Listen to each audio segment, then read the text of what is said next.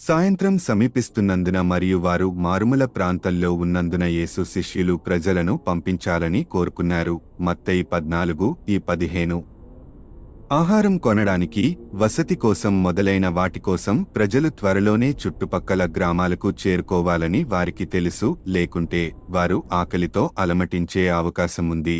Mark 6:36. కానీ క్రీస్తుకు మంచి ఆలోచన ఉంది. మీరు వారికి తినడానికి ఏదైనా ఇవ్వండి. మత్తయి 14:16. ఈ సమయంలో శిష్యులు యేసు చేసినట్లు చూసిన అనేక అద్భుతాలను గుర్తుచేసుకోవాలి.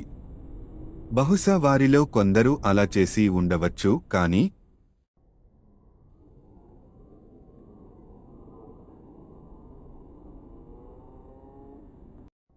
అంద్రెయ ఇంతమందికి 5 రొట్టెలు మరియు 2 చేపలు ఏమిటి అని అడిగాడు.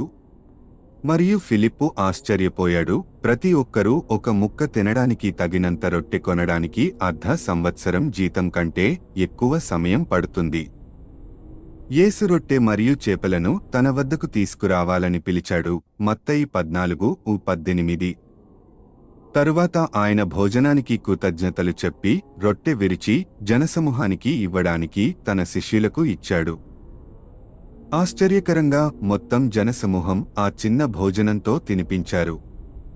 యేసు వారు కోరినంత అందించారు.